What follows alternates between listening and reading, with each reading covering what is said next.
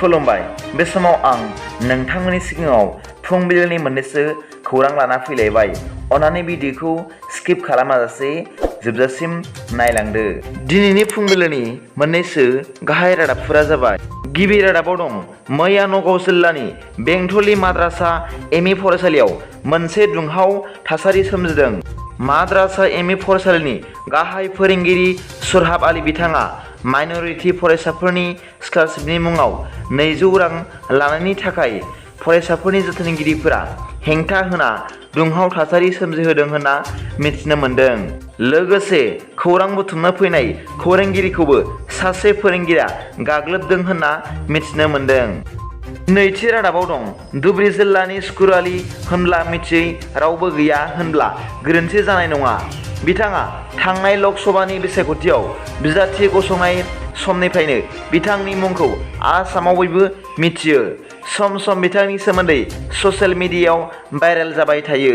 मैया बिथाङा गावनि न'आव सासे हिन्जावखौ हाबा खालामना लाबोनाया ससियेल मिडियायाव आरो रादाबफोराव गोबां भाइरेल जादों। मानोना बिथाङा थांनाय 3 सप्तानि सिगां गावखौ हाबा खालामाखै, एंगेजमेन्टसो जादों होनना ससियेल मिडियायाव पस्ट होदोंमोन। नाथाय बै समावनो बिथां स्कुर आलिया गसाइगाव महकुमानि सिङाव थानाय दिंदिङा ठाकुरपुर गामिनि सामिना खातुम मुंनि सासे आइजोखौ सिरियै हाबा खालामनायमोन होनना खौरां मोन्दों।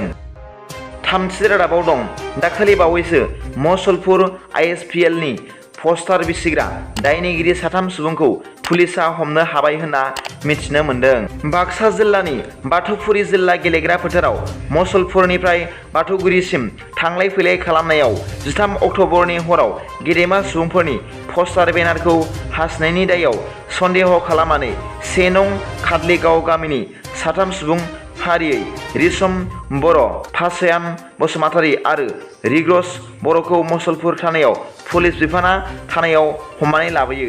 मोनथिनो मोननाय बादिब्ला दा बिथांमोनखौ पुलिसा 3खौबो जेलाव दैथायहरनाय जाबाय।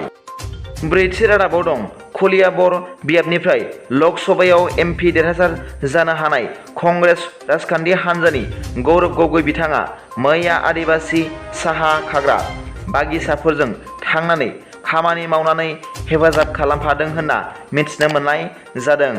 दिनैनि फुंबिलिनि मोननैसो रादाबफोरा दा बेखिनिल'मोन।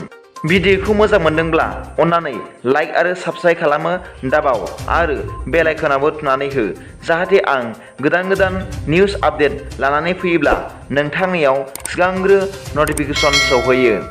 गाबोननि फुंबिलिनि रादाबाव नोंथांमोनखौ आंनि चेनेलाव गोसो गोथारै बरायहरनाय जाबाय।